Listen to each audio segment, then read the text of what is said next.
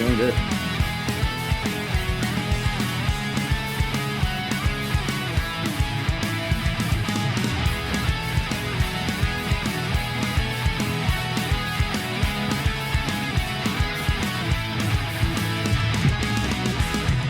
How's it going, everybody? Welcome to another episode of the Unsigned Pop Punk Podcast.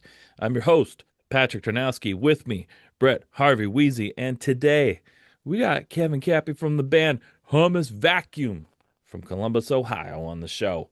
Kevin, welcome. Thank you so much for having me. Yeah. You're doing great. Do you go by just like Cappy? Do you like Kevin? What's your thing?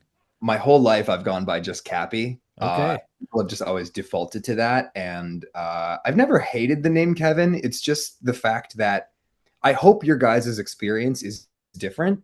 Plenty of people's are. Mine just happens to be that I've never met a good Kevin a day in my life. For some reason, they all tend to be McAllister?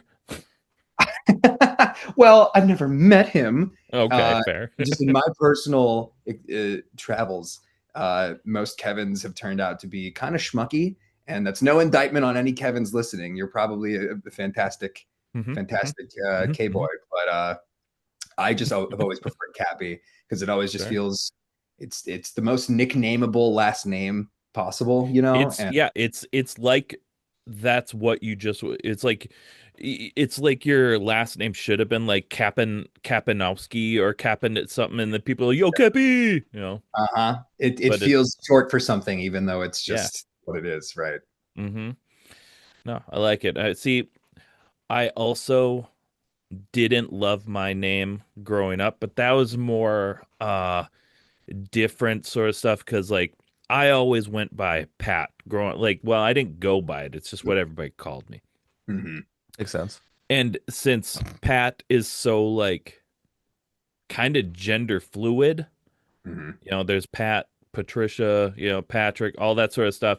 And there was also when I was a kid, I don't know if y'all remember this Saturday Night Live skit, but it was like, it's Pat.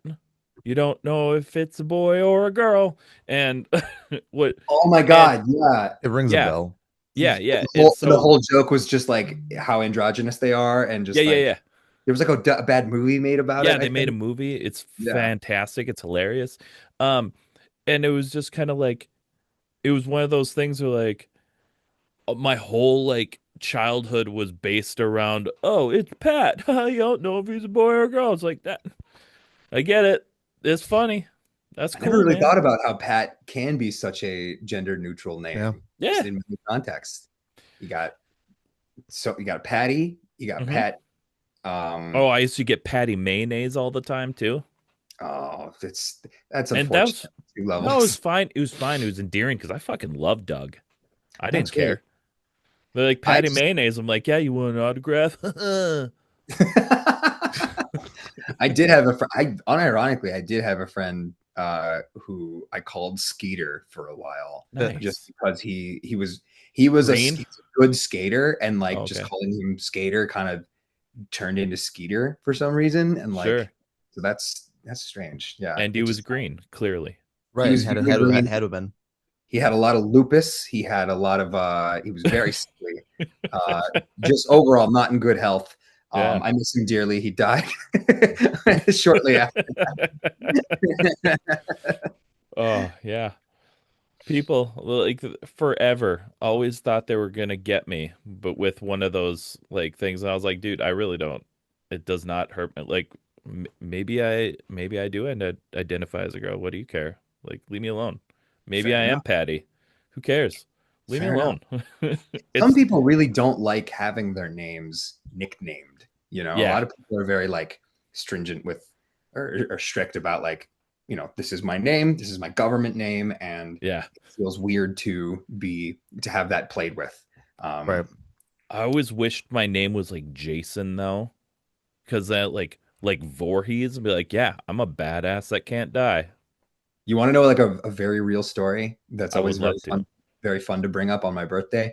I was born on January 13th, which that year plopped on a Friday the 13th.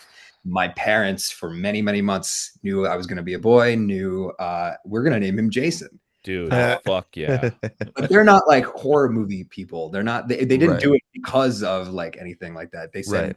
this kid's gonna be named Jason, and Because it's only funny until too. like a doctor checkup, like 7 or 8 months in or whatever, did just a conversation between my parents and the doctor about, oh wait, what are you gonna name him? And they go, oh, we're thinking Jason, and the doctor goes, he's due January 13th.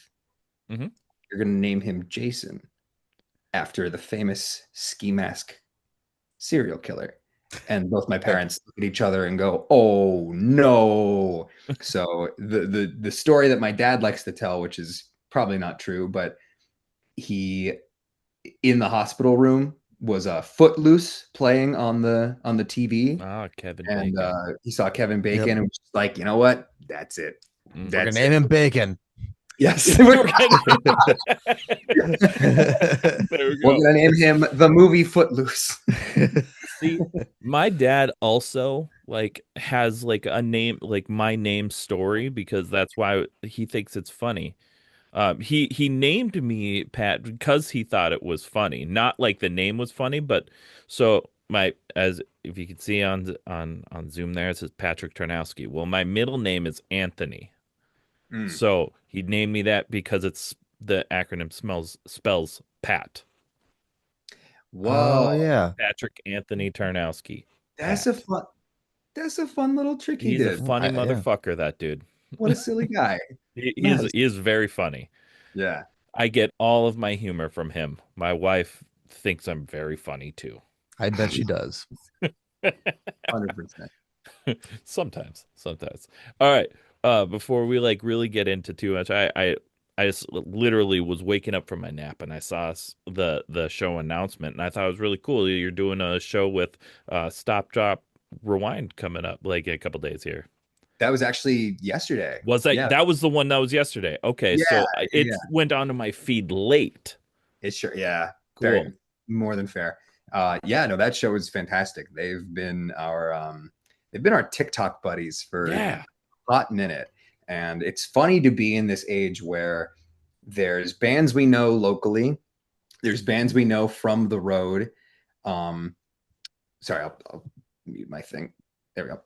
There's bands we know from the road, and there's also like a good chunk of friends that we make now are on TikTok. And Stop Drop Rewind is one of those bands, like back in 2020 was one of the first creators that were doing openly emo prog punk kind of stuff that I've ever seen. And I was just like, holy shit, spaces like this exist on this app full of dancing teenagers. Yeah. And I figured, hey, these guys rip. I'm gonna follow them as much as I can. And playing with them was so fun. They're like frustratingly good. They're like the kind of band that like it's like a belt. Yeah, you know, like when you look at like your pet or you look at a dog or a cat and you get so overwhelmed with like, oh, you're so cute, I love you, and you start clenching your teeth, and then like there's somewhere in your brain that activates where it's like hatred. It's not like you would ever want to actually hurt it or like be mean or rude to any animal. It's just the same parts of your brain get activated of like, you're so cute, I just want to throw you off a cliff. You know what I mean? Yeah. It's that feeling just translated musically of like, you're so good, it pisses me the fuck off. It makes me so goddamn mad.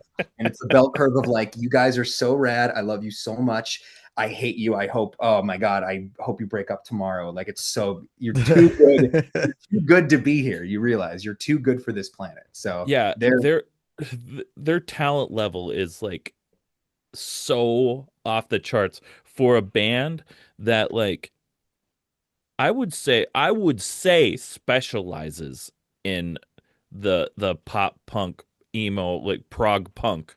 Like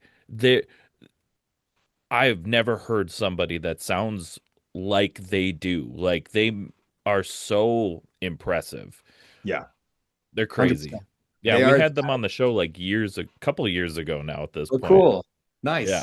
They're so cool. They're so nice and fun too. They're the kind of band that's like, they're there to impress you, but it's not like what I've often heard and maybe would dub like, it's not cock rock in the sense to where like the only thing about it is how good musicians they are. Like the catches, the lyrics, the time signature changeovers are not shoehorned in. They are so organic, and like it comes from a place that this is just how they've written for years. So it doesn't feel like they're overtly trying to make you feel like, look how good at my instrument I am. Yeah.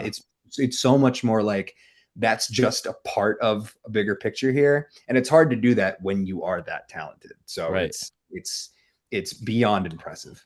And with it, like with their like the pop punk aspect of it, it flows so naturally. Like when I'm listening to them, I don't feel like I'm listening to like a prog metal band who's like, "Hey, look at me. I'm really here to impress you. This is my goal is to impress you." It's just like catchy hook, crazy fucking shit happening in the back. Yes, it tickles all the parts of my brain that loved and still loves bands like Propagandhi and Such Gold and Wilhelm Scream and all those bands that like, but they just they lean a bit more into like theory and lean a bit more into like I'm dubbing them like they're Rush, they're the punk Rush, like they are like they've ascended beyond punk and emo to like something that's so much more interesting and has so much gravitas that they're so rad. Guys, clip this. You're gonna want to clip this. All right. This is for you guys. But let's move back to let's talk about you though. Okay. So you released your latest single, "Whoops, I Think I Ruined My Life," back in August. Tell us about the song. How's the reception been for it? Totally. So we've been a band that is very much doing the single strategy for a little bit now, to where it's single every few months, and just sort of make a lot of content around that and do everything we can to get that into people's ears. That song in particular is about Whoops, I Think I Ruined My Life is about the worst year of my entire life, where not even trying to bring the mood down, but to where I very much was close to just cutting it short and ending my life. Ran out of money entirely, completely, about $30,000 in debt as well. An 8-year relationship of mine completely dissolved and just went out the window. On top of that, like on the back end of things of being in a band and being like a creator of sorts, like the landscape was changing completely. A lot of the ways to make money that I was making money on those apps just completely dried up. Creatively, I was completely spent. And amongst a bunch of other things, where it was like, wow, it feels as if it feels like this was planned by some like by some villainous universe that was like, we're gonna pile it on like all in 1 month. We are going to just everything in threes, they say, right? Yeah, it's apparently everything in like 12s or 13s, because Murphy and his goddamn law decided to lay down the hammer for me very hard that year. But not even in a, I'm not trying to be like woe is me about it, but it's just that's just it is what it is. Lived in my car for many months, crashed on couches, worked 3 jobs to get out of the hole that I was. Had to put down music and content creation for a minute just because there was no capacity for my brain to not be in survival mode. There was no capacity for me to have interesting or funny thoughts that I could convey into a song or into a bit or a skit or a video or whatever. It like literally just had to be like survival and a one-track mind to like recovery from those feelings for a hot minute. And that song is very much an encapsulation of like everything that led up to that part of my life and what was going on around then, to where it felt as if I brought this all along myself, and really just taps into that feeling of like, oh no, everything, it's all over. Like everything's over. I literally wrote that song sitting in the back of my Nissan. I was staying at my friend Justina's house at the time, and staying at a friend's house, you want to be as courteous and respectful as possible to like how they live and be almost invisible. So I would like take my acoustic, go out to my car that was parked 3-4 blocks away, just hang out in the back seat and just strum along. And so I wrote the whole thing in the back of my car. And So it's very much it's very much an encapsulation of the worst time of my life, but I wanted to make sure that the tone, the catch, the melody, the overall vibe wasn't too much of a downer. I wanted juxtaposition around like a really, really strong emo-ish power pop song to coincide with like lyrics that are barely metaphors, are barely similes, barely metaphors. They're just exactly what was going on at the time. So yeah, that song's a good opener too. I really love that song. I mean, you do such a good job with your songwriting and all that sort of stuff in order to take this song that's so deeply personal and make it seem fun somehow. You know, like this song, like you couldn't tell that all of these things are just things you actually went through, whether it's that or just just crazy shit, because it sounds like it could just be crazy shit because crazy shit was happening to you. Mm-hmm. Um, and you do a good job of taking all of that burden and making it into something relatable and enjoyable to listen to. Like that song is really fucking fun, like to listen to. It's a No, great song. thank you. I really wanted to make sure that like there's a time and a place for songwriting that is truly woe is me, and I am no Yeah. stranger to that. And there's plenty of that in the Hummus Vacuum chamber, plenty to go. But for that one in particular, I really wanted to like write the most energetic sadness that I possibly could. I wanted to like give my depression at the time a bunch of Adderall and just say jump around a lot and do what you have to do to let it all out. Because yeah, I want, if it was going to be a song that was about such a prevalent part of my life, I better make it like the opener to our show. I better make it like I better get a music video for it. I better treat this with the respect that it deserves because of all the stuff I went through. And I think I did. I owe it to myself to treat that song with the kind of respect and love that I should have given myself at the time. You know? Yeah, it's hard to go through what you went through and also come out on top, you know, and like be able to get back to, you know, a sense of normalcy. Like sometimes, you know, lots of people don't make it through that.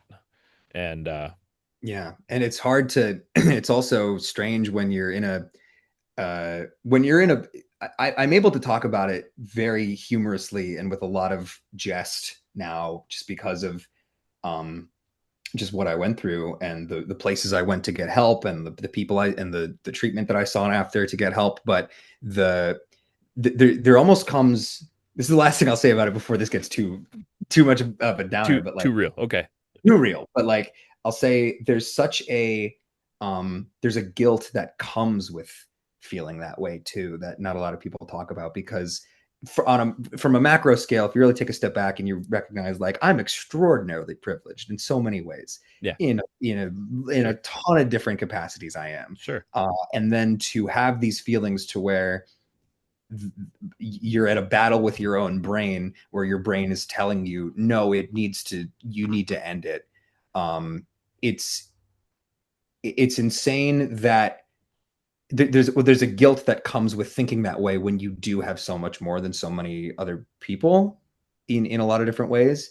But the guilt I was dealing with a lot more than anything of like that I made plans to do this, and like I truly went out of my way um to see this as an option.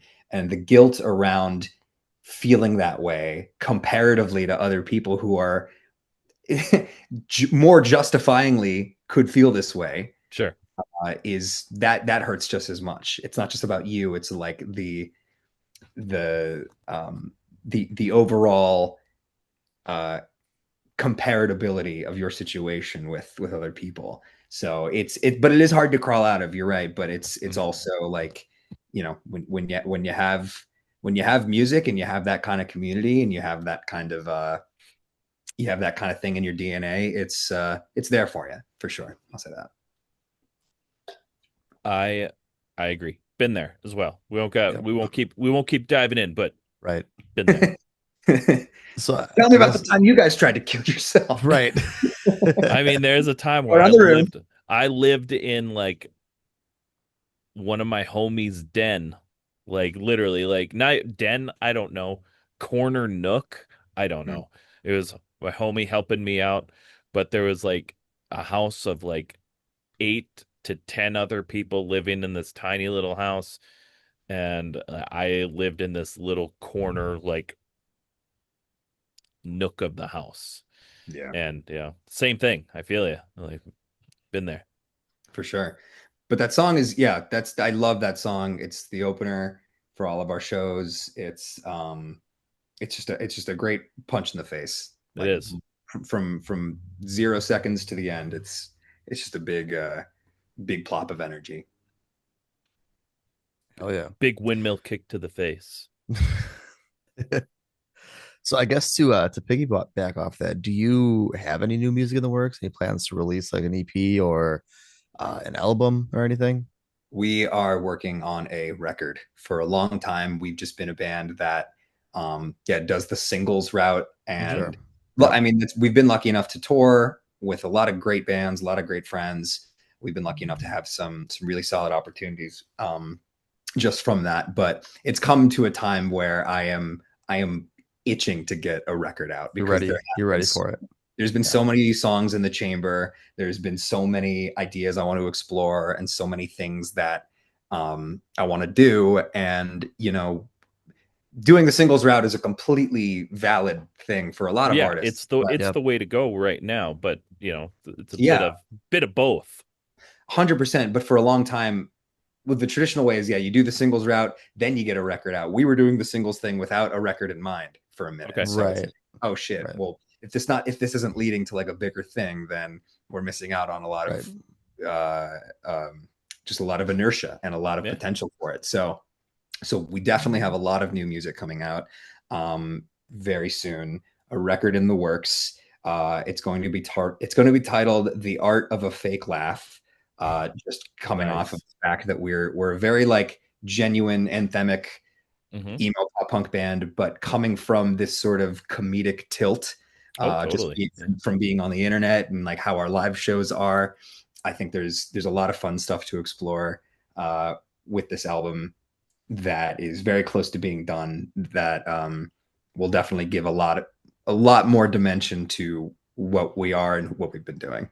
That's so cool. Stoked to hear that. Are you having is it mostly going to be new songs? Are you having some of the singles, all of the singles? Kind of what's most of the singles, and then a handful of new songs that we either haven't played live or we've tried to play live, and people have asked where can I look that up, but they just haven't been able to point them to anything yet. So it's a good mix of old and new for sure. Hope you had your phone out.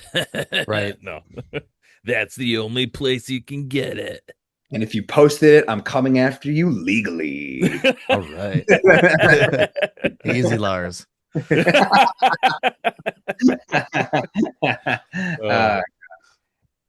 Funny. Napster jokes in 2025. Gotta drop the Napster references every once in a while. No, if you knew, you knew. We're still here. We're still here with Napster jokes. Yep. I never got to use Napster. I was always a LimeWire kid. See, I started on Napster back early on, like before LimeWire, like OG.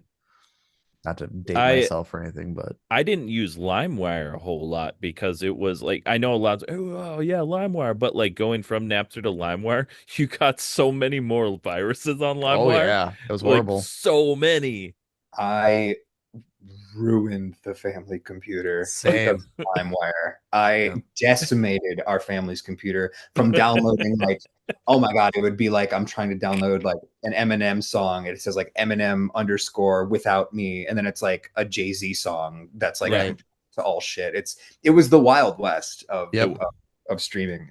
Well, it's funny because everybody like uses all these like, do you remember these days? And it's like studded bracelets, blah blah, LimeWire. It's like, well, Napster was going on during LimeWire, and it Right. was by far the superior, safer one. But Yep. Napster got shut down, and LimeWire was just like, let's get those fucking kids, you know, Right.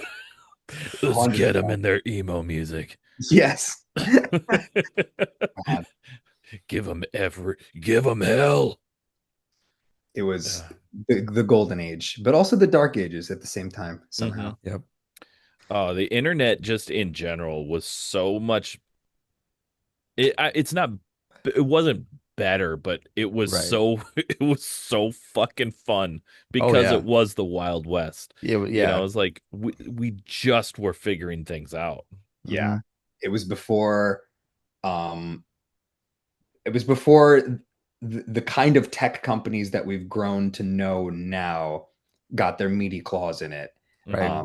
And were able to, it truly felt like community oriented, truly felt like it was on the backs of the people that make stuff. Sure.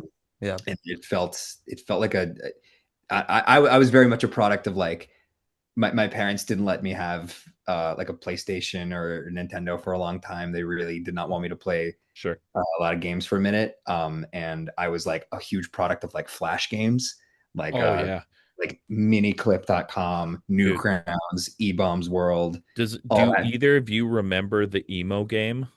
No. Oh my God, yeah, I do. Dude. Holy shit, you can play as like Matt Skiba shooting fireballs or something. Jesus Christ. I had never heard of this before. What? Oh my God, you were like could be like Dashboard Confessional. Like there was so many. Oh my God, I found it. It's still online. Like there are ways for you to get it.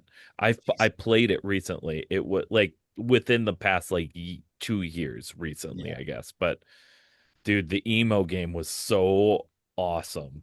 It was insane that like just the fact that like I could play as like Connor from Bright Eyes and then have a special unique move based off of a Bright Eyes song was like the most mind-blowing thing that I could like possibly fathom. You're like chuck a bowl of oranges at everyone or something. There's the emo game and then the emo game 2 they made. They made a sequel. Yeah. Jesus. It was very, very much an awaited game. You were oh boy, let's go. Oh, of its time. Totally. You know, between that and like Homestar Runner. Homestar Runner was the best. The best. Strong Bad Emails. I to this day like out loud have like vocal stims where I'm just quoting Strong Bad or I'm quoting Homestar Runner and I just like talk like him with like bad W's and stuff. It's so like also just good. I mean, if we're being honest, like a lot of those had just genuinely good comedy writing. It wasn't just like haha cartoons for kids. It like was really good humor that like that gave a lot of kids good comedy DNA, which I could appreciate more than anything. And the dragon comes in the night. Oh shit. Good Teen stuff. Girl Squad was something I quoted. Teen Girl Squad. Yeah. So fucking good. Oh, great, man. Oh, I just want to go down that rabbit hole tonight. All right. You just got off tour with Excuse Me, Who Are You? And Moose Creek Park, ending off at Fest in Florida, which is fucking, I've always wanted to go to Fest, but that is literally, you know, like a 24-hour drive. I ain't flying. I don't fly. I don't like flying. That's heights inside a little, don't like it. Ain't my thing. How was tour? Was great. No, I agree. Flying is dark magic, and we should ban it immediately. It's just I get so scared. I've done it a few times. I get, oh my God, I'm such a scaredy cat. As someone who just fit like a week or like before our tour, who just finished a Final Destination marathon. No! I love those movies, dude. But, same. I own them all. And I thought the new one was pretty good. The new one was great. I think it did. I was so worried that it would just take a dump on the whole legacy of the movie. Yeah, like the latest. I Know What You Did Last Summer. Oof. Yeah. That was. Was that just like a sequel of the original? No, it wasn't. It was barely connected at all. Oh, was it? Okay. No, yeah. Had there been more than 2 now? So there's 2 of the original, and then they made I like still know what you did last summer was a sequel, and then there was like it? I'll always know what you did last summer, which isn't connected at all. And then they just did I know what you did last summer again, which is these like new kids, and then Freddie Prinze Jr. and Jennifer Love Hewitt come back. Okay. But like the best parts of the movie is only when they're in it. Yeah. I was gonna say, I was like, the next one gonna be, I kind of still remember what you did last summer. I It's gonna keep vaguely know what off, you did last summer. I caught whisperings of what you did last summer. But I'm somewhat aware of the happenings that had last summer that you were a part of. I don't want to like get too far into this, but that movie. Yeah, sorry. The premise was so dumb because like so you saw it, right, Cappy? Like yeah, it was like they didn't do anything. They didn't do anything wrong. Like it's also like, the dude drives off the road. Yeah, though the source material too isn't like that. It's great, it's good, it's a good movie, but like it's not much. You can't do much with it, and like it was. Yeah, it felt discombobulated and but, unnecessary at best. Truly, but it's just like these kids don't do anything wrong, and they're like, "Don't fucking tell anybody." Like this dude, like barely misses the guy in the middle of the road. You know, okay, so was in the middle of the road, crossing the road, right? Dude drives off the cliff. They try to fucking save him, right? So they're trying to be heroes. Can't, falls off the cliff, and they're like, we can't tell anybody we were here. Yeah. We can't fucking tell anybody. Don't fucking do it. And it's just like so fucking like you didn't do anything wrong. I don't get it. It was unnecessary. But yeah, sorry. Tour was great. No, tour is fantastic. We went out with our friends in Excuse Me, Who Are You, Moose Creek Park, and also joined by a few shows with Leisure Hour, who are our friends from Indiana, who are just absolute delights.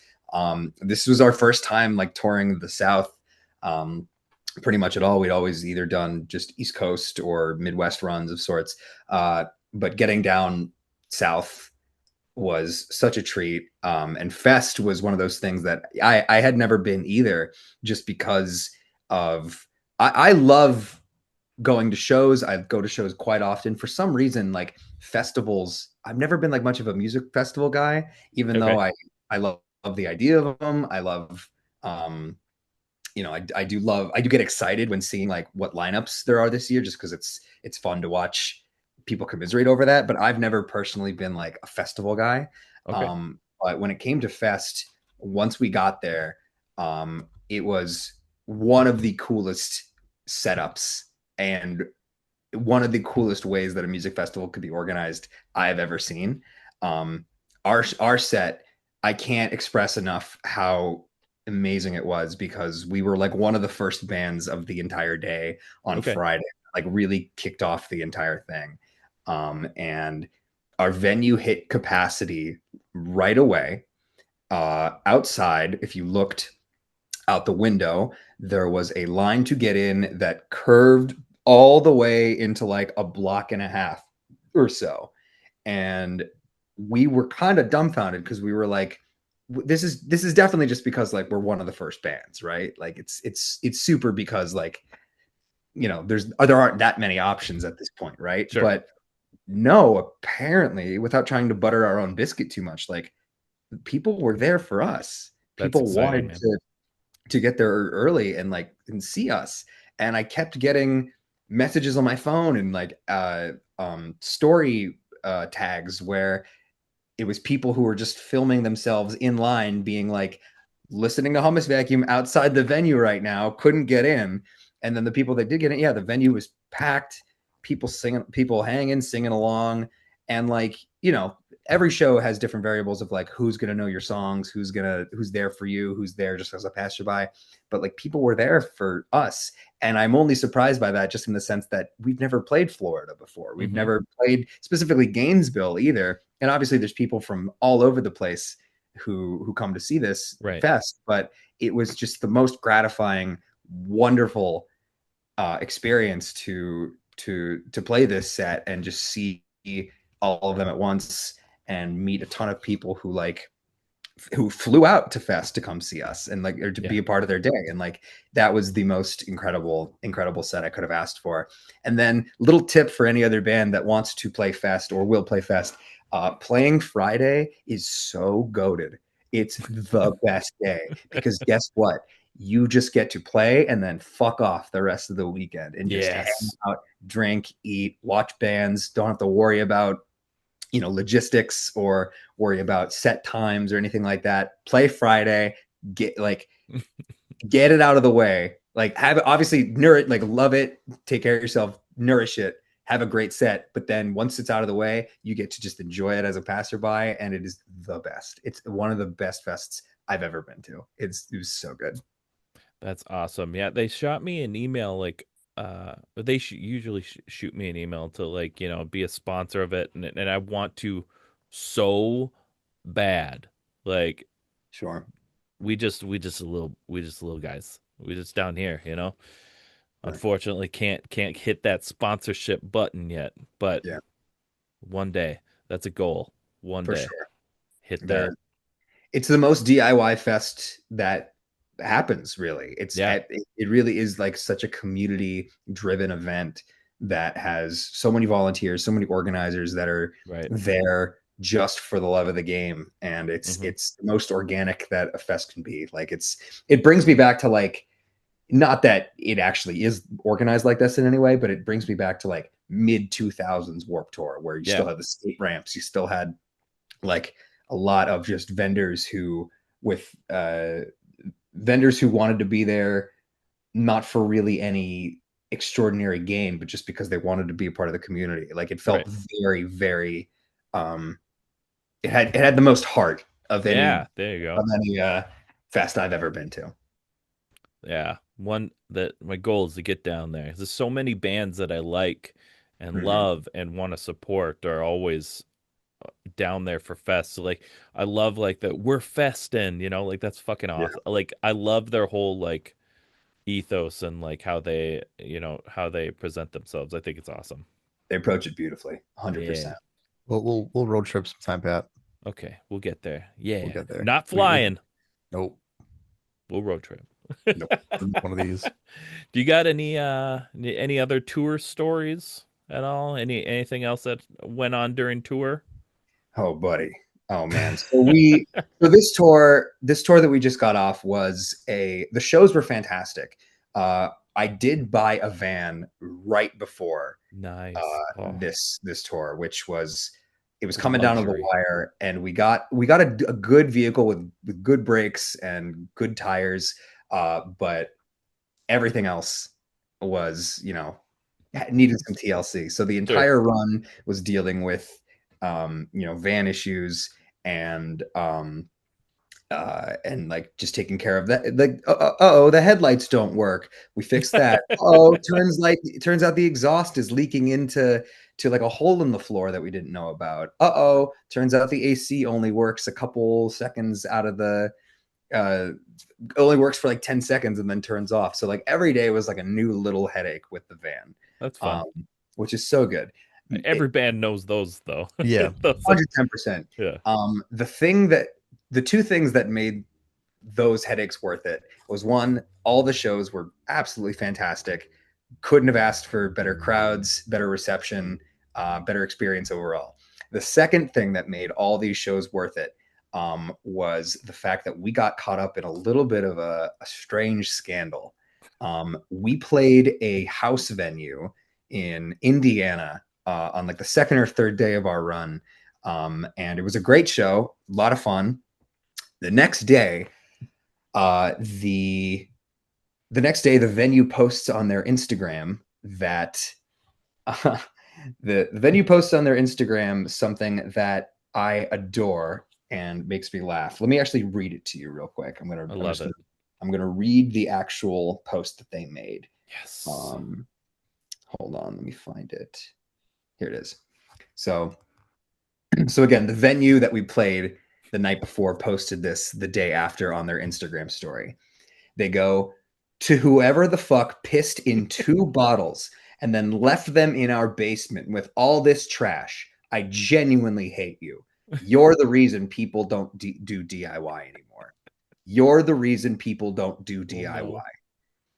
And so I see this and I think to myself, oh no, wait a second. I drink a lot of water bottles filled with honey while I'm on the road to, help my throat and voice for stamina reasons. And I realize, oh God, those are my bottles, but they're not filled with pee. Those are filled with water. Those are filled with honey. So I reach out to the venue and I go, guys, no.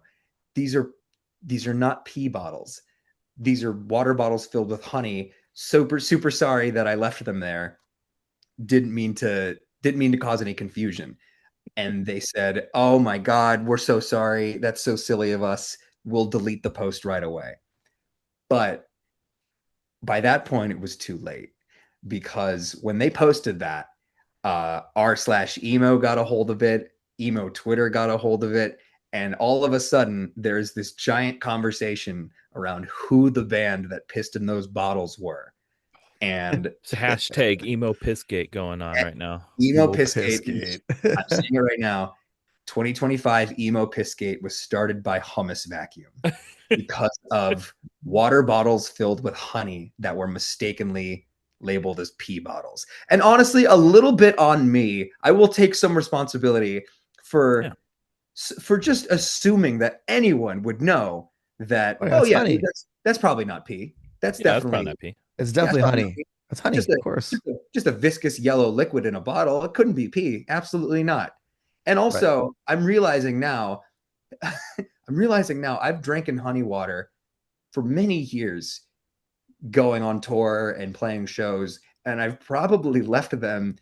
Oh my God! By mistake in other green rooms. There is 100% chance you've done that. There's a breadcrumb trail of venues who played at that are all pissed off because they think someone pissed in the water bottles. And look, no, the thing I think that is really funny about this also is that little do these venues know that it's like, oh, this is piss. They're sitting on a gold mine. It's not like honey's fucking cheap, right?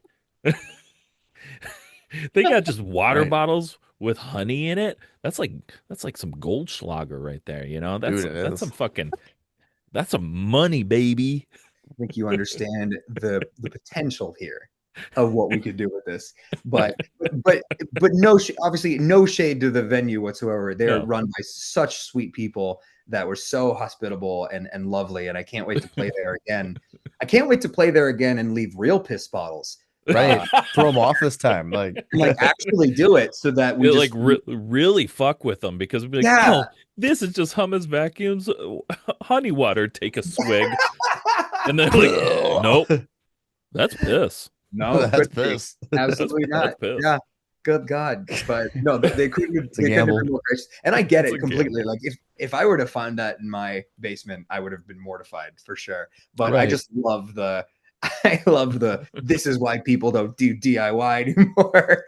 I love Which that. Is fair, Totally I love that they were hot out the gate to the fucking asshole. I mean, hey, you know what? Who the fuck did this? I get it, and it's so vindicated and justified, but it's like it's the funniest thing. So like, but then also like for days on end, I was just hearing about friends of mine who got caught up in the conversation of like people trying to find out who was the band that did this, and people just throwing my friends' bands under the bus like constantly.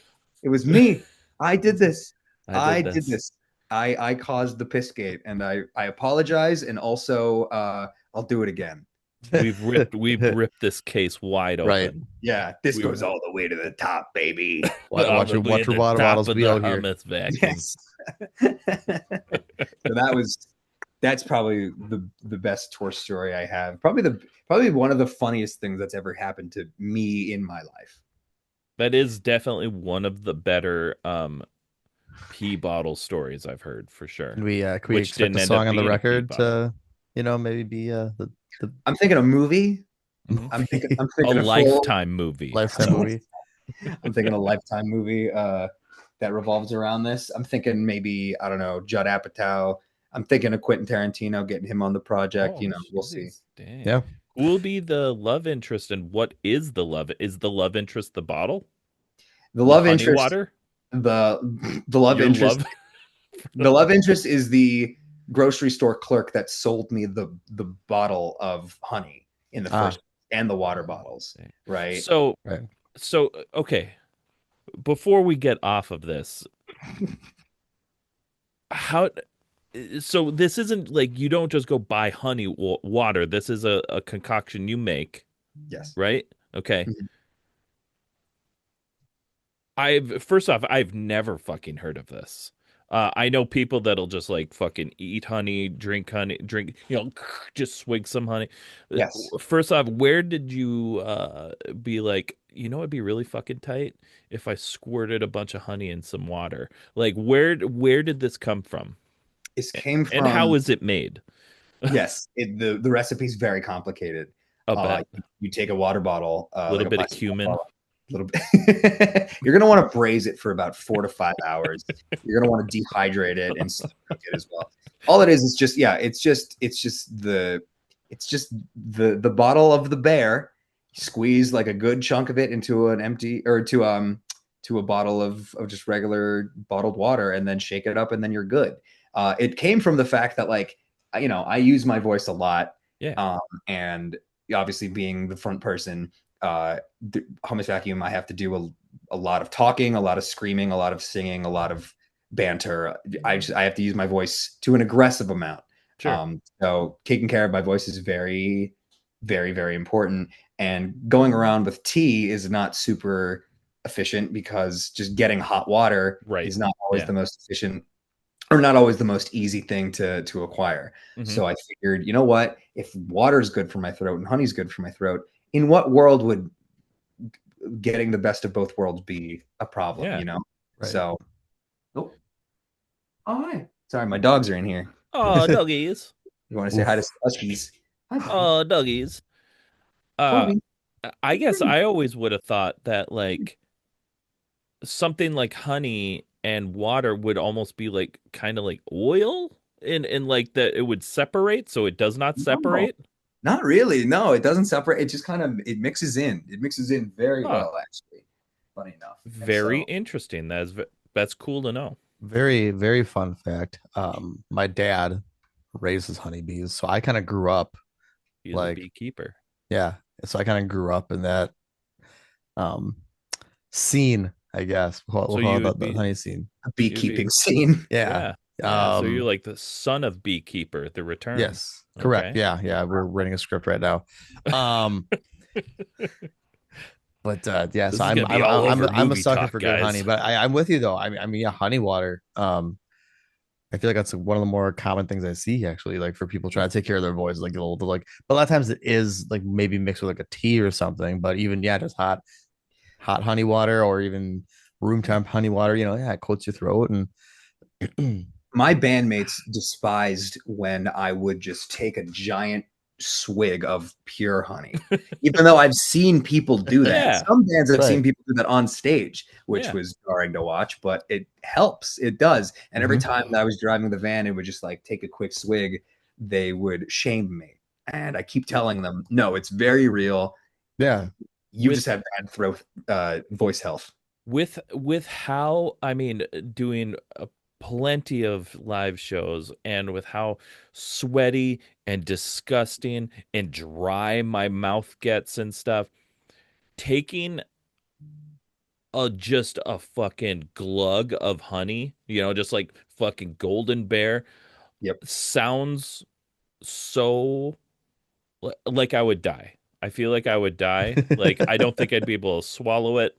That just on stage sounds fucking mortifying. You got to get the right kind. You can't get anyone that has like already started to like crystallize. You got to get like the really kind of viscous. Got to get that hot honey. Yeah. Oh Christ. not the Nashville hot honey, like not. The hot that hot honey. Like people put on their pizzas and stuff now. You're going to want to put hot honey in your mouth, and you're going to want to stuff a whole pepperoni in your face on stage. This is happening.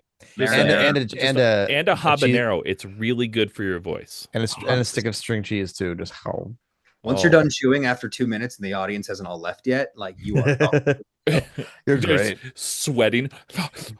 People don't even show up for the music anymore. They just show up for the spectacle of whatever the hell that is. This is the ASMR people have been waiting for. Doing all that. There's we have merch in the back. Mom. Mommy. Help.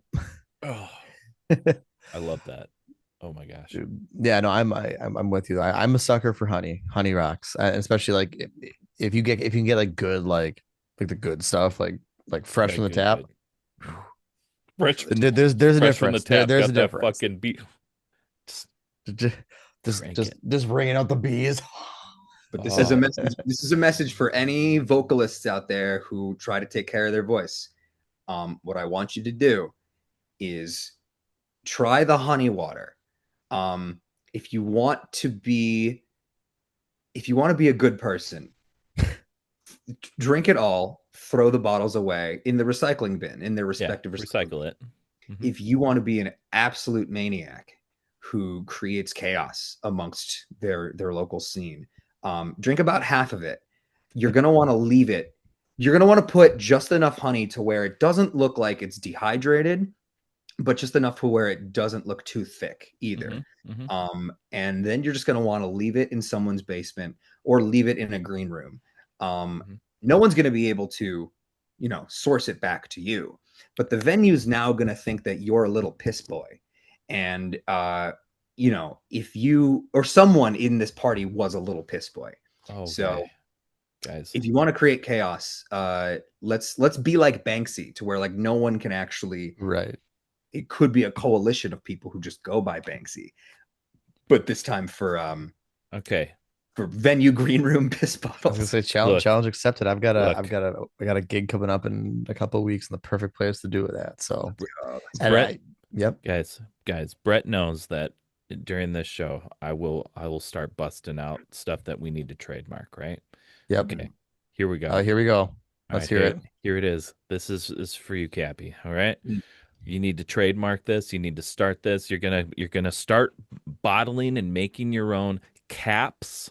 Okay, Caps Lil Piss Boy Honey Water. That's the brand name. Okay, now hold up. Piss Boy. It's not fucking done. We're going to war with Disney. Okay, because you're calling it Caps, and it's gonna be you in a Captain America fucking suit, right? That's your logo, dude. So wait, Wait, is the patent office open right now? It's open right now. We have to get schematics. Name of the new record. We need schematics. We need schematics. We need blueprints for this. Yeah. Well, I guess the government shut down, so I would imagine the patent office. All you got to do is go to schematics.com. It's going to give you everything you need to know. Go to pissboysunite.edu. Yep. And pre-order your, what was it called? Little Piss Boys. Yeah. Caps Little Piss Boys. Honey water. Got you. Caps Little Piss Boys honey water. This was the sponsored segment, right? Right. Yeah. This is it right now in the ad plane. I love it. I was saying, I think we can just cut the podcast here. We got everything we need. Right, that's it. Cut. That's it. Caps Little Piss Boys Honey Water. Sponsored by Fest. Sponsored by Caps Little Piss Boy Honey Water. Got a ring to it. I'm in. All right, Brett, bring us back to the. I will do my fucking best. So, you become one of the social media gold standards in our scene on how to be successful. What strategies do you try to focus on when you're making content? I will answer that. Let me close the door real quick. My dogs. You got it. The dogs.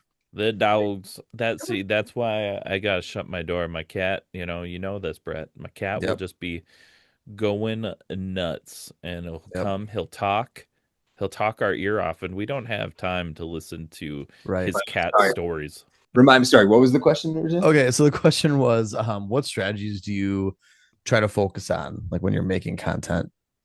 Yeah, absolutely. It's when you're in a band or a musician, I think a lot of people have the wrong idea about what you have to do. Yeah. In the sense of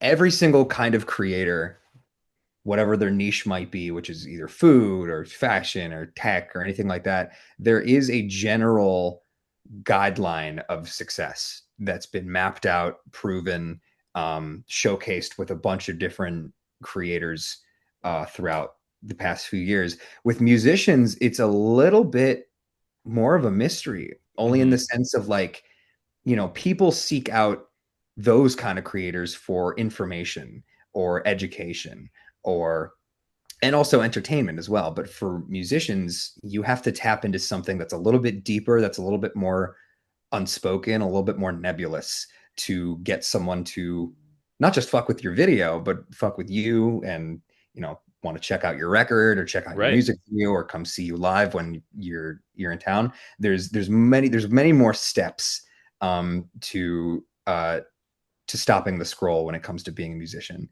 I'd say my biggest tips are I've made mistakes in the past that I've learned from, to where for the longest time in like 2020, 2021, when a few of my videos popped off and I made content creation my full-time thing, I was very much approaching TikTok and Instagram kind of like a YouTuber in the sense that I really wanted to make every single video that I had the best it could possibly be with decent production value.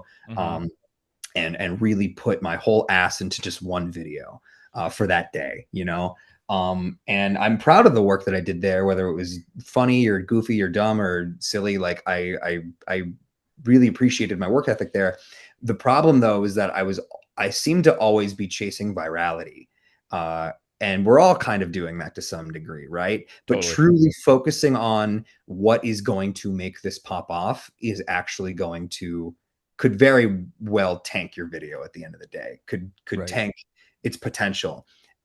What you should be focusing on 100% is the 10% of people who actually fuck with your stuff. You could look at follower count. You could look at follower count across all of your socials. We're at an age now where truly that number has the least amount of meaning possible. I'm not saying it isn't something you shouldn't be proud of, or it's something that you shouldn't look at and see as a form of legitimacy in terms of your content journey, but it really does not reflect who is engaging with what you do, who is involved in what you do. It's not a good metric to tell, like, it's not a good metric to define the overall community that you are trying to harbor. You need to hone in and focus on the 10-15% of people who actually follow you and fuck with what you do and enjoy it. And you have to make sure that they have touch bases for your content and make sure you're really honing in on them. Because if you're casting a super wide net all the time, sure, you'll catch people, but most of the time they're going to be just folks who see your video, follow it because they think it's funny, and then actually probably never see you again. At the end of the day, follower accounts are not follower accounts. They're just an account following another account. Right. And it's really not indicative of a creator success. So what I would say, my biggest thing is, which I didn't do for a long time, and back in like 2020, 2021, is truly hone in on who cares. Truly hone in on what matters most, which is the people that want you in their media diet. I totally agree, and I totally like hear that, especially with like TikTok, where it is significantly different. You can have like 20,000 followers, 50,000 followers, and but TikTok is a different form of social media, you know. TikTok is like newcomers for the most part. You know, you're looking at that new face, new face, new face, new face, because most people only stick on their For You page, not their follower page. Yes. Right. Which I really encourage people to do two things as a user of these apps. Forget your For You page just for a little bit. Go check in with the people that you follow. Truly. Like Yeah, you might I've been doing that so much more lately because I'm like, I just like, well, I'm only if I follow somebody, it's because I want to watch their shit. Yeah. You know, I like their stuff. I'm not just hitting that. I'm not following like thousands and thousands of people. I'm following the people. I like their content. I want to make sure I get back to it. Yeah, 100%. Another thing I encourage people to do is, you know, growing up watching TV, oftentimes you would get stuck with reruns of something. And, you know, even if it's your seventh, eighth time watching this, I don't know, SpongeBob episode or Ben 10 or whatever, you still enjoy it because you can appreciate it on a different level, whether that be you're older now, whether that be I never noticed that they did that before. There's a bunch of different reasons why you might find something new to appreciate. We don't do that much anymore, unless it's like a meme that we share with our friends. We don't see things again. We don't see a piece of content again, unless it's like a super viral meme, or if it's something that you and your friends share around because they find it funny. If you rarely are going to see someone you follow's post again. So I always encourage, if you saved a post, if you're going to scroll for a little bit, for 10, 15 minutes, go to your favorited posts, go to your saved posts, just reminisce on the things that you know, that you felt the need to save a while ago, and you'll recontextualize a lot of pieces of content from something that you saw 3-4 months ago, and it'll be a blast from the past. And it's really fun to like rewatch something, even if it's just a 20, 30 second meme. We don't do that anymore. And I think reruns are actually like, or getting a piece of content repeated to you is kind of important for having a good media diet. Agreed. And I do think it's still around a bit. But it's over in YouTube. And I think it's a YouTube generation now, because the only reason I say this is just watching my son. Now, he is one of those kids that watches Minecraft creators, and that's like huge, you know. But I see him watch the same videos. Like, didn't you already watch them do this fucking Minecraft stuff? And he's like, yeah, but I want to watch it again. I'm like, all right, go for it, son. Definitely. You know, because they don't watch TV shows like we did when we were kids. Kids now just watch YouTube. Yep. YouTube, I do think that exists. I think short form content is more what I'm talking about, around your reels, your TikTok, like that. That doesn't exist as much, just because it's so efficient and it's so immensely directed at you that I scrolled for maybe like an hour ish today, and to be honest, I can't really remember. Maybe one or two. I can't really remember what I saw, you know. And it's just it's a natural thing of what happens when you scroll and you're someone online. But it's something to where I think we could use a little bit of reinforcement on why we liked the things we like and why we favorited this in the first place. Totally. No, that makes a lot of sense. There's only a few that like remember going back through and watching, like Jay Renshaw, his entire like chit series. I've watched that a few times because it's fucking hilarious. So funny. Yeah, I agree. Go back and check in on all that stuff. 100%. Sticking on with TikTok though, like going back to like the very beginning of your TikTok career, like you've always been, you know, very music based since you started. When did you decide to take like your unique voice and what you were doing and turn it into a full band?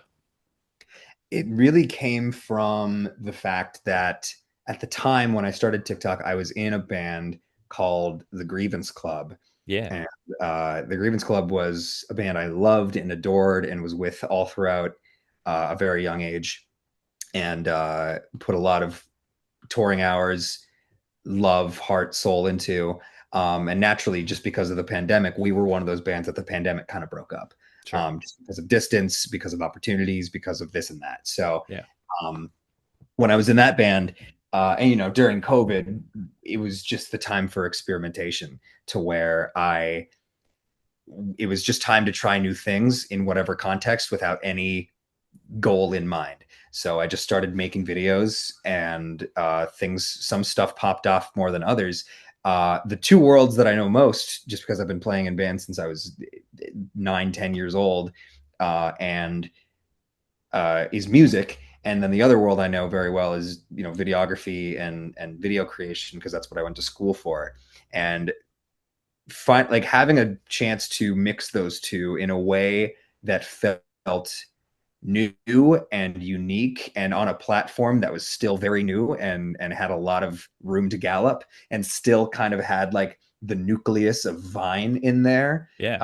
Where it's still there somewhere. It's a bloated parody of itself now, with way too much going on, and it still has so many demonstrably flawed things about it, but like the creative core of Vine is still in TikTok somewhere. So I was like, you know what, screw it, let's give it a shot. So I made a lot of videos that was purely my style, leaning very much into what I've known and loved for a long time, which is emo music and punk music and shit posts and a lot of just goofing off.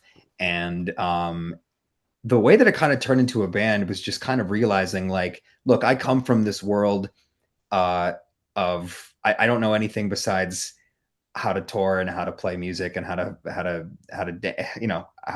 write songs.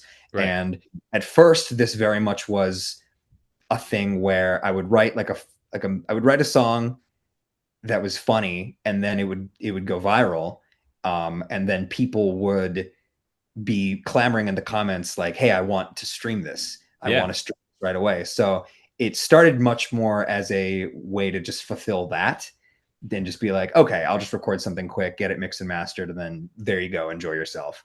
But the more that I did that, I realized, like, okay, no, wait, there's room for genuine songwriting here. And there's room for a much more traditional trajectory of, we can play shows and we can tour, and people can recognize, like, yeah, we have this fun, interesting, comedic tilt to us, but still are capable of and write very earnest, authentic emo power pop songs. Yeah. And so it really just kind of morphed from just this slow moving wheel of me doing of having a lot of videos that went viral that were in the sort of pop punk space, or pop punk style like that. And then it just naturally evolving into just going down, just go right in the shitter, but naturally evolving into something where I realized, like, no, this is not my like side project anymore. Like, no, this is an avenue for genuine songwriting, and people can recognize that's the trajectory. So yeah, I mean, watching like your stuff from the beginning to now, it's like you see this like progression as your stuff gets better and better and more polished, and it's just like, it was a fun progression to watch. And also, those, if you haven't listened to the Grievance Club, it's also very, very good, so you should go listen to that as well. Thank you. Yes, go listen to an album called Joy Maker, which we recorded, had a lot of plans for, and then COVID hit. And then COVID killed a lot, man. COVID killed a lot, and I still love that band, and I'll never say never. Maybe we'll do something in the future, but it's one of those records I love and cherish more than most extended relatives of mine. But as we talk, like, just COVID killed a lot, but COVID also created a lot. Like, Grievance Club may have died, but HummusVacuum is fucking here, and it's strong and it kicks ass. Same thing with like me. It kind of killed my band. literally got off tour February 28th, or no, we got home like March 3rd. The world shut down on like days fucking later. Yeah. Yep. And then like we kind of just fizzled out, like when, same sort of thing. But during COVID is when I started Unsigned Pop Punk. So something ended, something new began. 100%. It's kind of how it went for me as well too. So cool things still came from it. Yep. We wouldn't even probably be doing this if it wasn't for COVID. COVID taught us that we can fucking do this. 100%. The limitations of COVID really were, I think people thrive in limitations a lot of times, whether it be a record, a video game, a movie, a book, whatever. Like people really thrive when there are guardrails on what they're able to do sometimes.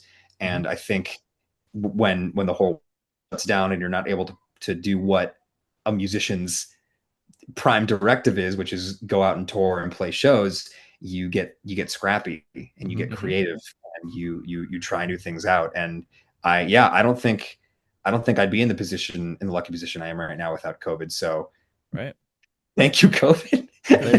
in a way, thank you, COVID, but I wish you hadn't happened. But once again, negative,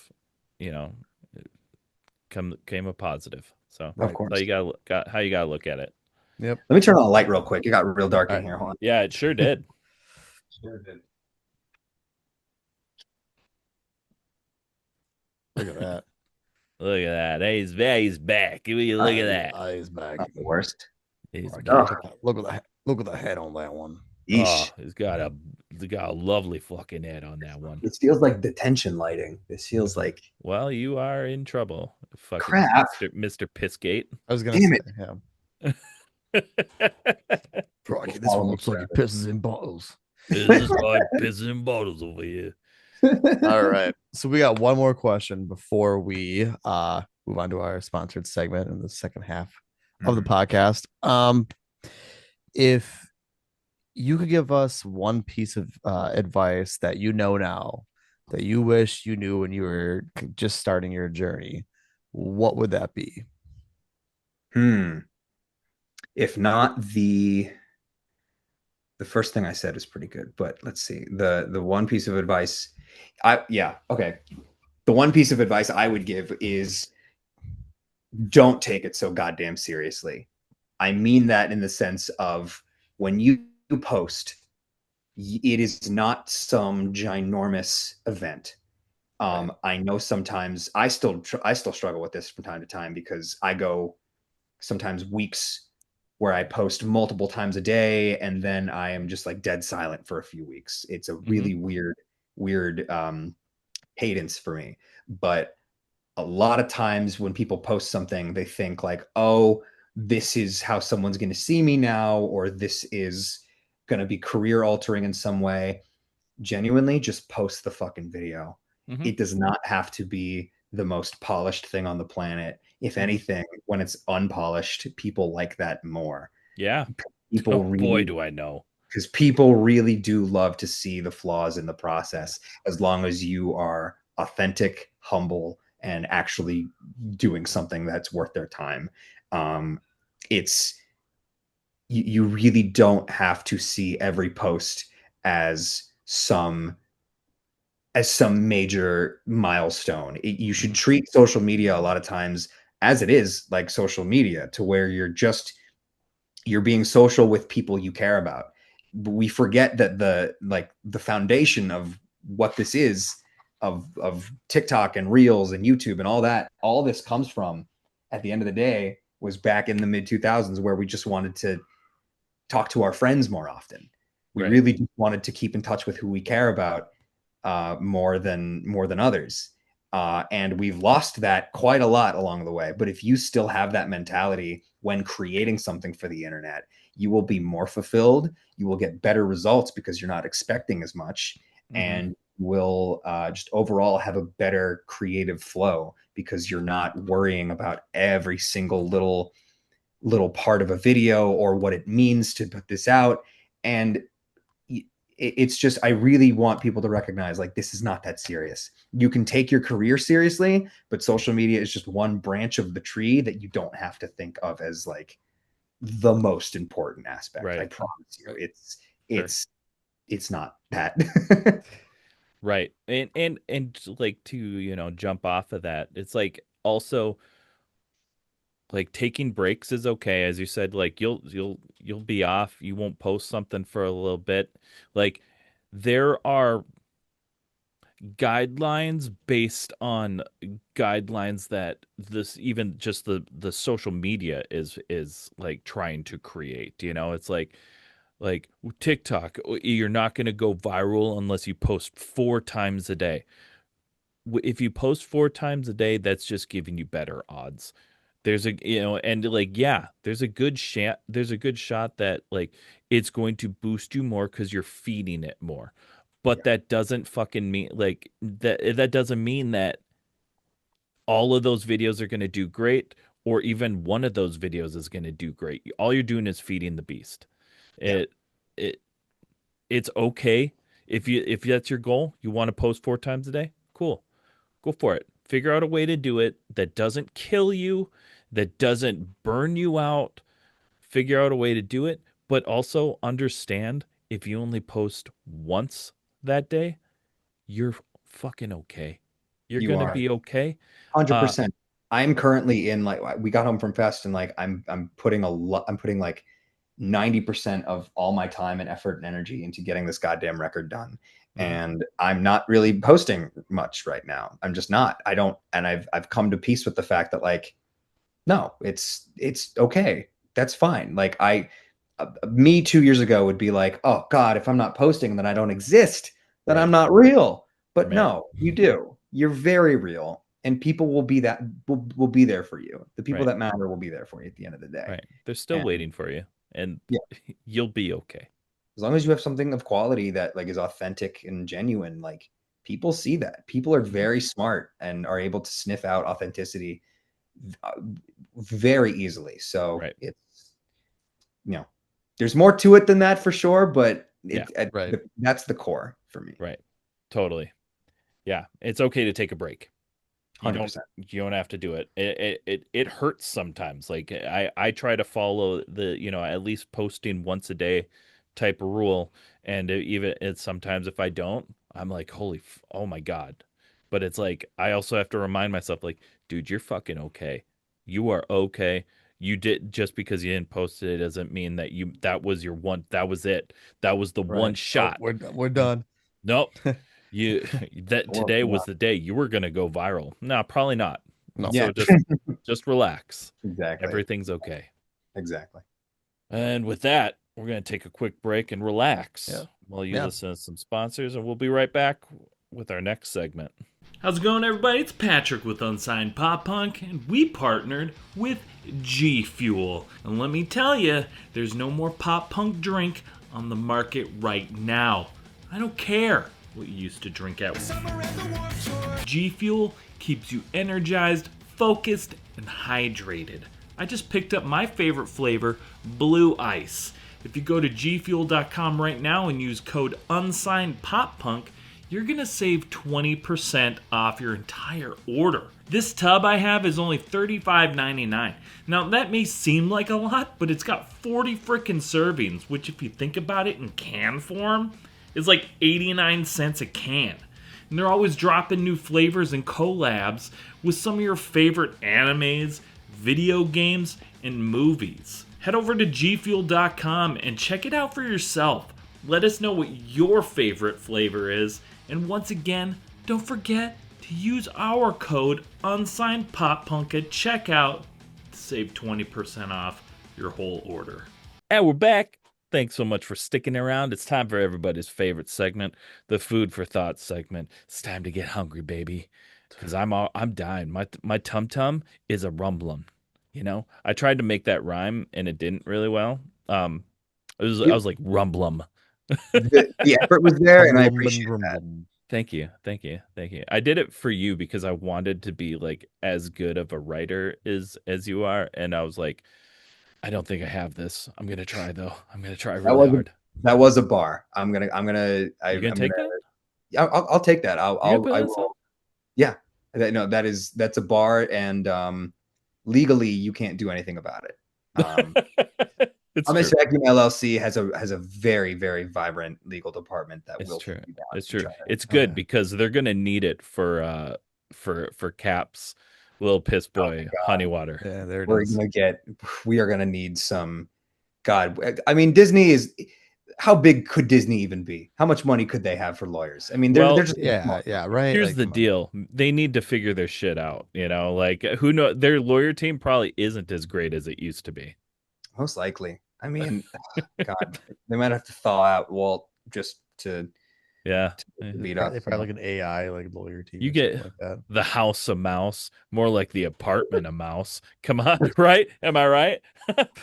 Okay. You're something, Pat. You are something. We'll give you that. Fuck me. Okay. Let's talk about. So, like, I am a pizza fiend. Like, I fucking love pizza. It's like one of my favorite things. It's also considered right to be the most pop punk food next to tacos. Okay. So while researching this interview, I found out that Columbus, Ohio, claims to have their own style of pizza. There's a Columbus style. Where does that rank in pizza styles for you? Also, what is it? Because I've never heard of this before. So it's what you would call like, I will kind of blow the lid off it. It's not really our style. We just did it really. We didn't create it. It's just we do it really well here with you places calling like Columbus a liar? You calling them out right now? I sure Shots am. fired, baby. Even though I will say this is where Guy Fieri's from. We are technically Flavor Town. If you really break it down. Okay. We are an underrated food city, 110%. Okay. But when it comes to the pizza, we popularized or helped popularize what's known as like tavern style, with places like Donato's, which is to where if you have a circular pie, you cut it more into like little like rectangular strips that are kind of like yay big, and it's a very shareable pie. I would say in the pantheon of like pizza styles, it is definitely solid. I think it is respectable and is good for different contexts. I would not say it is like when I close my eyes and I think of the best possible pizza, it is not the most perfect pizza to me. No. I'm talking my favorite that I'll die on this hill. Fuck a floppy New York slice. Fuck a thick Chicago style. It's all about pan Detroit style. There it is. That's 100%. The correct answer. Thank God. I'm glad we're on the same page. I was ready to that cheese crust. Yeah. Come on. In what world is that not the best? Is that not God right there? Even if you're not religious, like, is that not where God exists? God is a pizza. God is like the little crusty pizza in the pan. And he lives in Detroit. He's yes, he's a Lions fan. He loves cuppy pepperonis. Yes. Oh, the best. But yeah, Detroit style all day, every day. Dude. 100%. Like in just also, if you have it, like frozen pizzas are fire, like can be fire. Sometimes I like me just a real piece of shit Jack's pizza, there's no you can't just go to like a restaurant, like a pizza place, and get a pizza that tastes like that, that has that like fucked up crust, and like crunch to that crust, that you can't get it. But there is no better frozen pizza, period, anywhere. I'll fight about it, than Motor City Pizza Company. Good freaking Lord. Have you had it, Cappy? I have never had Motor City Pizza. I haven't either. It's the only Detroit style pizza I've ever found, and it doesn't taste like a frozen pizza. It is absolutely incredible. Ooh, that's okay. It's like you can find it at Walmart if it's fucking there. It's never it's never there. So when I find it, Motor City Pizza. Oh, Motor City Pizza Company. Okay. Go get you some. Go get one tonight right now, because I'll tell you mine. My frozen pizza is the Latza Matza. And those are delicious. They're I love fucking it. fantastic. I will fight anyone on those. But if this is better, I promise. Then this is it better than that. comes in like the deep little tray. It gets okay. that I've seen these. crispy. Yeah, we have them. We have them down the road at Meyer. Yeah, we got it at Meyer. We got it at Go Walmart. get one. That's your dinner tonight, Brett. Cappy, go get one. This is my prime directive. This is 100% my like this is the only thing that's on the brain now. Right. It's so stupidly okay. Pepperoni, supreme, or 3 meat. Which one am I getting? I like the supreme. That's me. Okay. It's got the cuppy peps on it. Everything tastes fresh. It shouldn't be a frozen pizza. It doesn't make sense. All right. I can't like express like how impressed I was the first time I got this pizza. Let's go. All right. What else? All right. So moving on. The next question is Buckeyes. Love them or hate them? I do love them. I do. I am a little bit, I think one of my worst opinions is that I'm not like the biggest fan of like peanut butter flavored sweets. Sure. Okay. I think like if I want peanut butter, I'm just going to go grab a spoonful of it, or I'm just going to put it on a sandwich or something. I don't need it to, I think peanut butter is a bit more of a savory thing. It's better in savory context than it is in sweet context, in my opinion. Sure. So Buckeyes are like very good, but there's really not like a lot of variety on how to make them. Maybe I'm wrong. Yeah. Like it's even the ones that are like specialized. Like there's this really great place called the Buckeye Lady. Yeah, that does like they're a little hole in the wall Buckeye special place. Lovely place. Big thumbs up. You should definitely try some. They have a bunch of specialty Buckeyes. Even like the customizable ones, or the ones that are like fun flavors, it's still just chocolate and peanut butter at the end of the day. Yeah, and like right.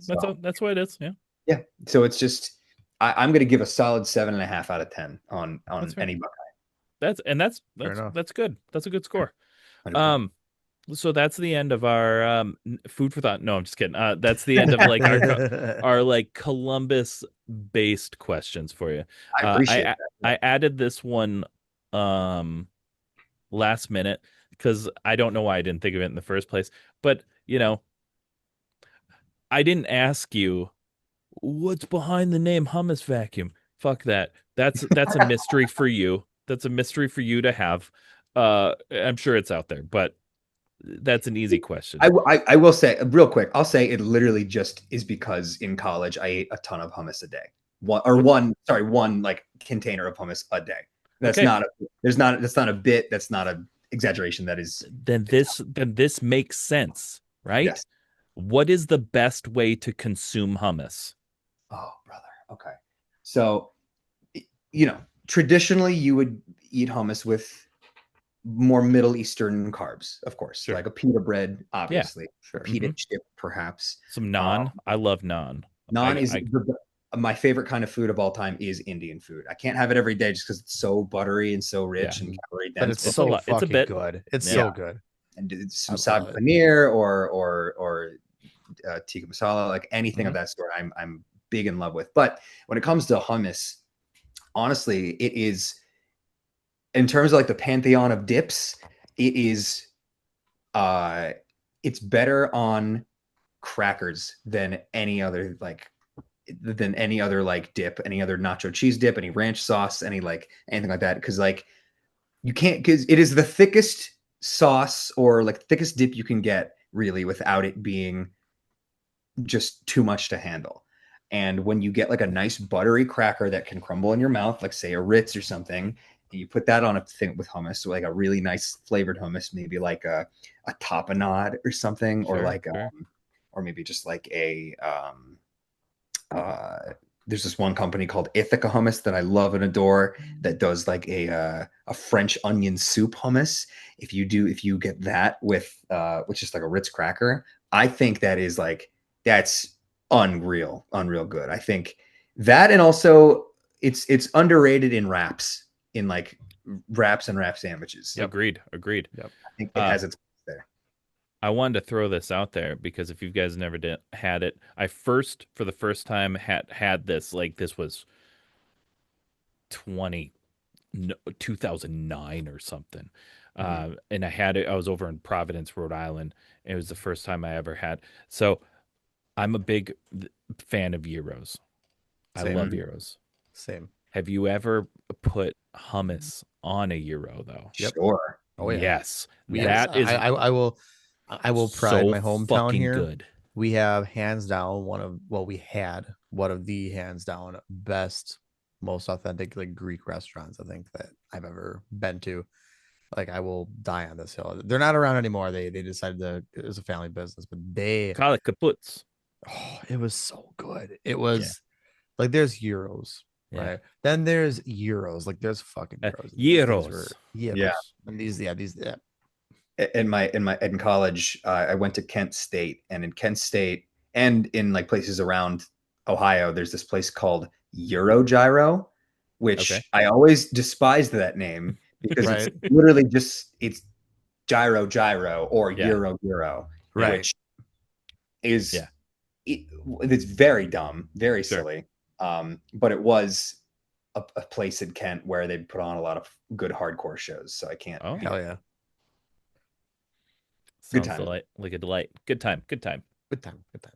So, moving along. I mean, people come into this podcast, they see my wall, and they figure at some point we're going to have to ask. They know what they're here for. You know what's coming. What is your go-to Taco Bell order? Okay. So, it is almost to a T every time. Yeah.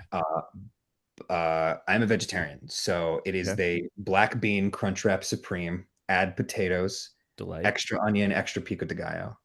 On top of that, I'm going to get a cheesy roll up, which is, I understand, is actually the laziest, dumbest fucking like piece of. It's $1. It's $1, and it's the most incredibly simple stoner food on the planet, where it's just a tortilla and melted cheese. But if you add onions and tomato on that, then you get a really you get saltiness, then you get acidity, and then you get it works. So I'm going to get 2 cheesy roll-ups. Hi, buddy. Sorry, dog time. Dog time. It'll have its own little theme. Hi, sweetie boy. So I'm getting 2 of those. I'm getting 2 spicy potato soft tacos. Underrated delight. Right. Incredible. I don't know what kind of witchcraft they have at the Taco Bell to get potatoes like that good. Yeah, that soft and crispy, but they've done it. And then I get 2 sides of maybe 3 sides of avocado ranch as well, which is the most goated sauce out there, I'd say. It's very good. It is. Have you guys seen, now by the time this comes out, this will have passed, but we're here to talk about what is now the fucking Baja Blast pie. I saw the review the reveal of that. Was that this year or last year? And I've seen videos of it. It looks terrifying. Yeah, right. But I want it. Oh, I know. I trust Taco Bell. They did do the Baja Blast gelato at one point. Yeah.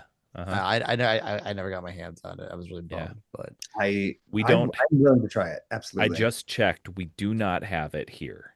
It is a very limited in its locations, and it has not made its way to northern Minnesota.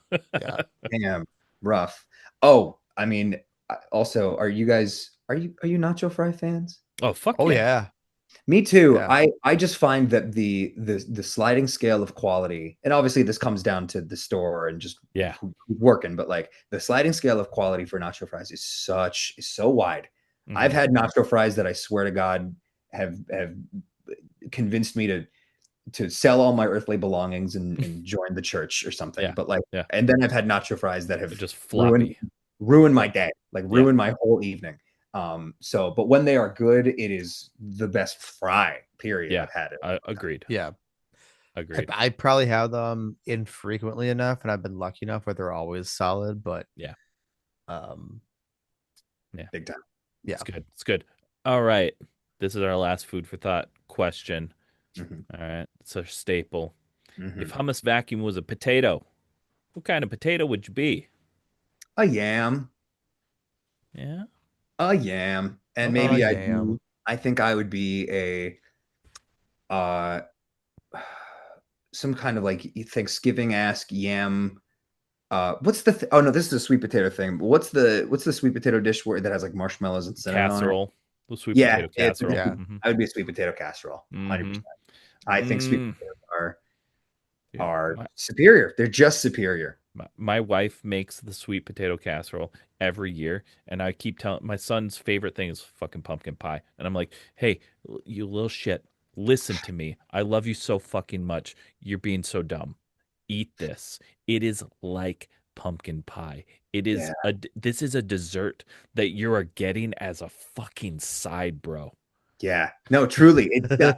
Oh my God, right. For a dessert for something that should be like the main event of its own like Dessert. dessert time, Yeah.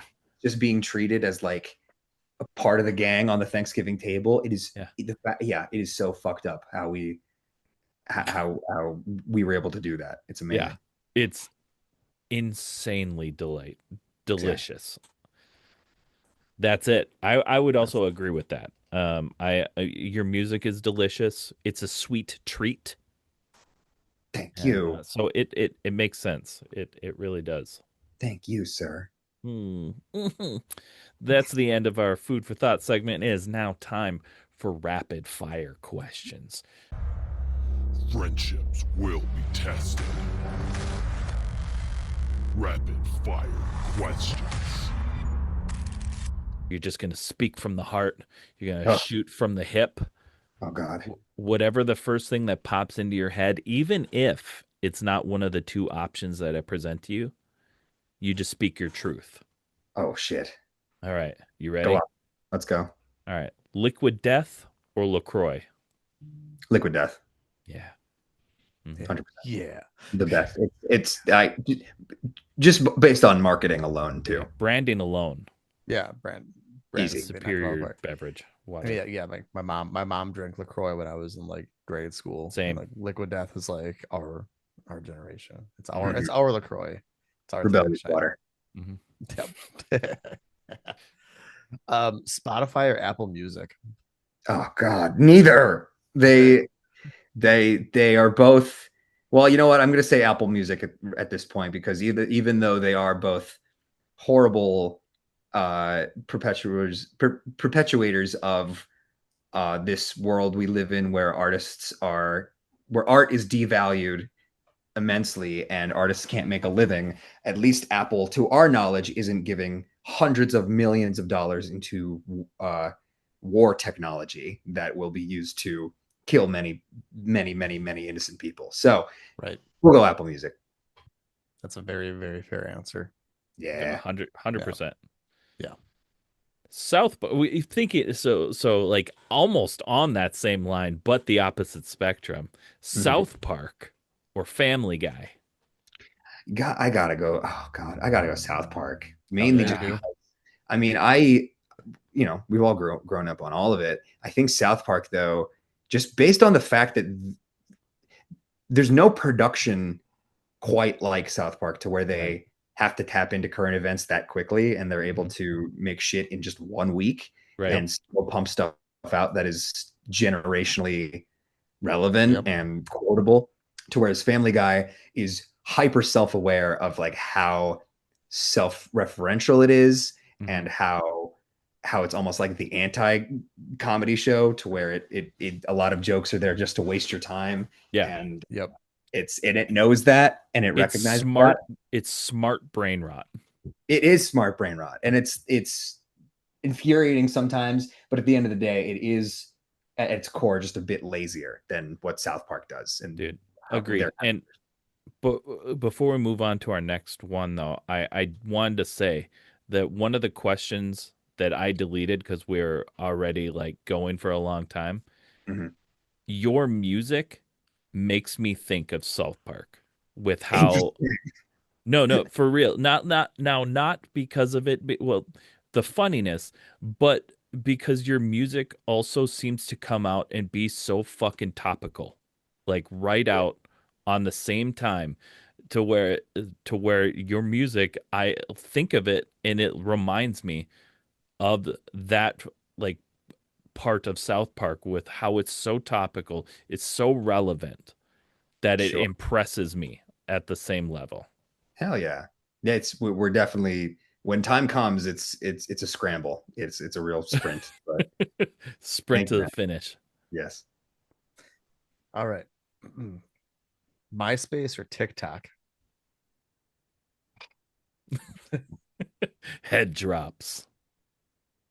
Yeah, either grandma or my 6-year-old niece. Oh God. God. I mean, one has to go forever.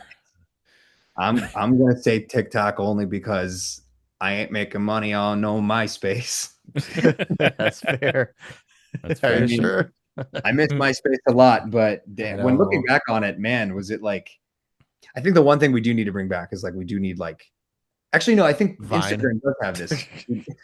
Yeah, but we also need like, if someone goes to my like Facebook profile, I want a song to play immediately. And I want the playlist right out the gate. I think we can bring that back. But I'm going to say TikTok only because I'm all about the future. Yeah. Not looking back. Yeah. Well, sometimes. Speaking of looking back, drive-through records or fueled by ramen? Oh, fuck you. God damn it. I'm going to say, you know what? Fueled by Ramen was so important to the growth of like the scene as a whole. But I'm going to say, like, in terms of like my personal development, I'm going to say drive through just because, God, like, what the fuck? Like, drive through. Hold on. Like Newfound Glory, the starting line. Starting line. Oh my God. Starting line. Yep. Yeah. Oh my God. Here.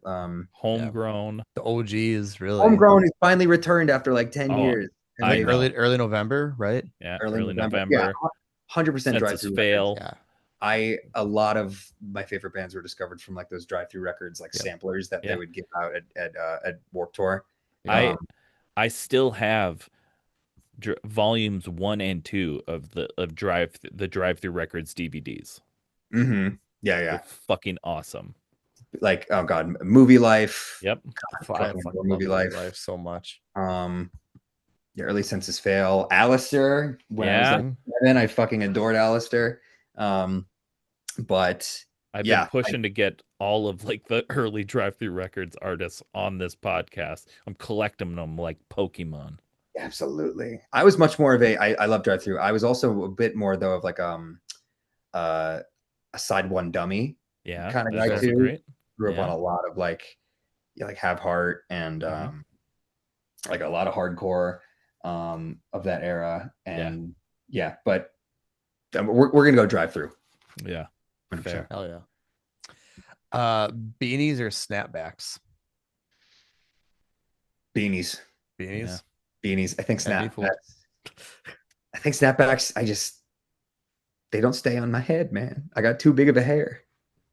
I got too much hair. You got a good old head of hair. It's true. Thanks, bud. It's true. I will say I fished for that compliment. As one that doesn't. It's well, I was gonna say. I mean, both you guys in your fucking sexy locks. Fuck you.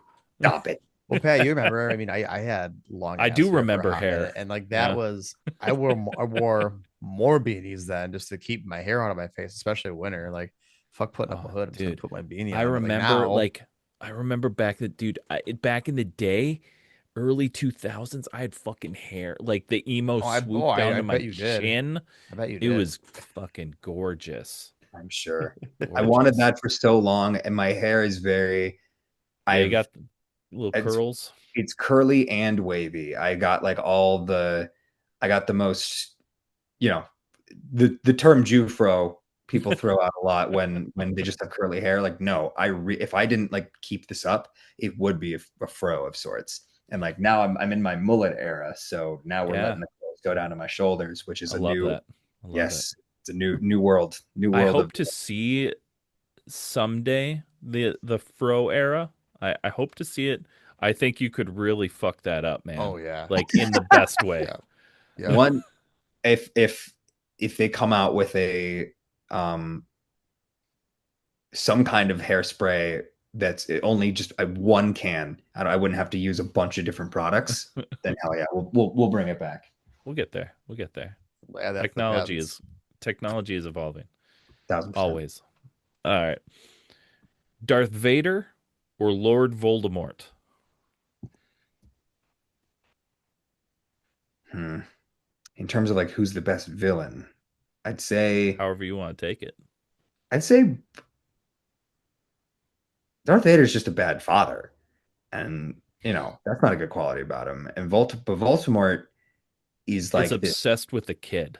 Yeah, right. And he also just looks like this weird bald penis, and he's just got this weird vibe to him that feels like he's got a weird Michael Scott energy to him, to me. But you know what? I'm gonna go Voldemort, actually. Okay. So I was gonna say, because like going off of the story arc and like the character development that you were going with, Vader's the only one that eventually comes back with a redeeming quality. Bad father makes good at the end. Voldemort, child obsessed the whole time. Child obsessed and literally wizard Hitler. Yes. Yeah. Literally wizard Hitler. No redeeming qualities. No, but I nose would look better with a nose, maybe. Right. But I do just like that one scene where who was he? Quirrell takes off his headband and he's behind him. Oh yeah, he's like the other face. That's the only reason why. Yeah. Sure, I get that. All right. I love a guy with two faces, you know? Right. Yeah. Who doesn't? All right. So for our last one, we got Green Day or Blink 182. Oh, Christ in the cross. We're really giving you a run for your money on this one, aren't we? Yeah. I think so. So the thing about this question, right, is like both changed the face of music in their own right. But when it comes to like, if we're going to be objective on who's the better, more impactful band in general, who's the more like musically inclined, it's Green Day all the way. But I'm going to argue that in terms of actual memorable songwriting and bringing a vibe that is unmatched overall. Uh-oh. You're good. I think somebody called you. Okay. Yeah, my bad. Bringing a vibe overall that is just so accessible. Like it's all accessible, but just for me, it's going to be Blink just by like a hair because they were the building blocks for me of so many parts of how to write a song and how to be in a band. And like to this day, I still like it's not even just, I'll tell you what, it's not even just Blink. It's also the impressive industry people who they happen to find themselves around. It's when I say I love Blink 182, I'm not just saying I love Mark, Tom, and Travis. I'm more than that, even saying I love Jerry Finn. Yes.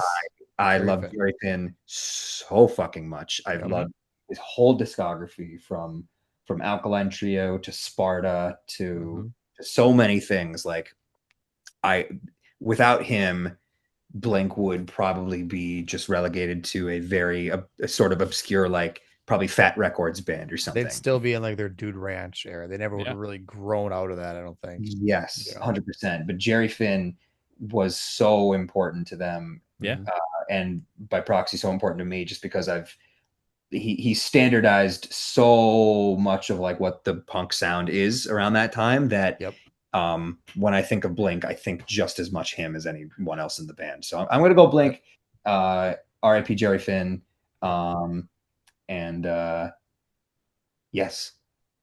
All right. Yeah. I mean, that's a well thought out, like you've been sitting on this. You've been waiting to tell people. Oh, I can finally breathe. Oh, thank goodness. Yeah. Well, that's it for our rapid fire questions. You survived.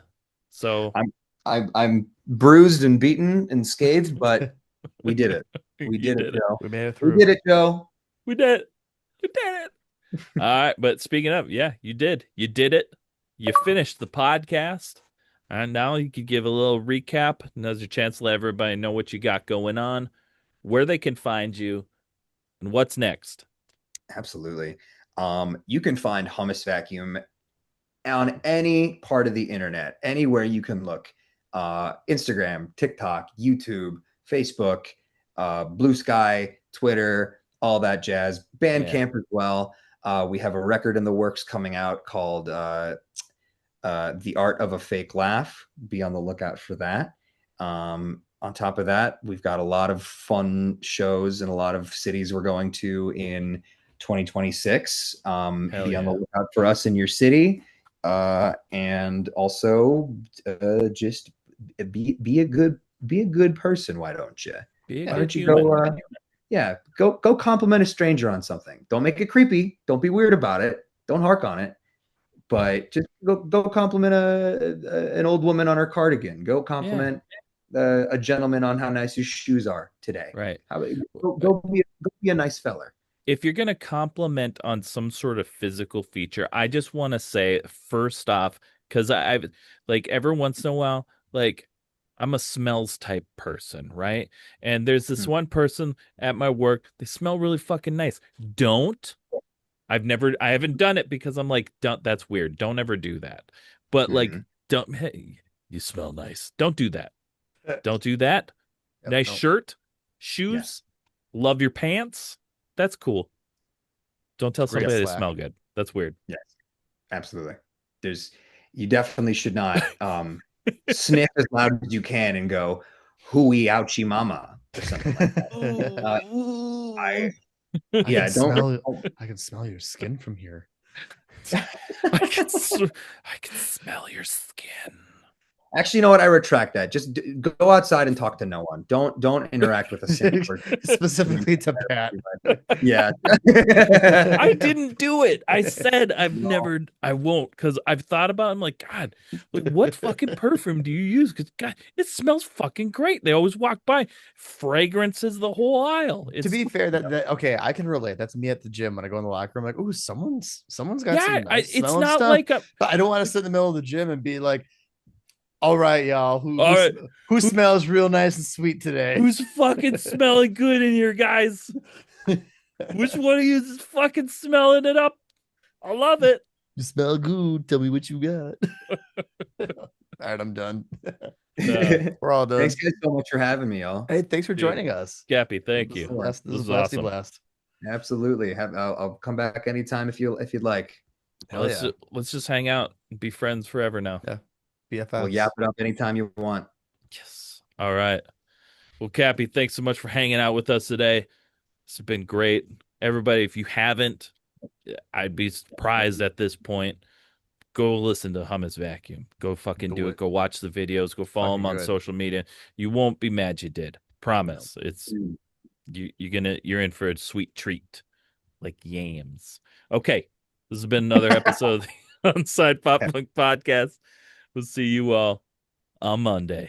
Thank you so much for checking out the show. Please hit that like, subscribe, or follow button so you never miss an episode. And thank you to those who already are. Please rate and review the show to help the show be found by new people. And if you're in the position to help us grow, head on over to our website where you can find merch, our Patreon, and other ways that you can help at www.unsignedpoppunk.com. Let us know in the comments who else you'd like to see on the show and what other content you would like to see. Thank you so much for spending your time with us.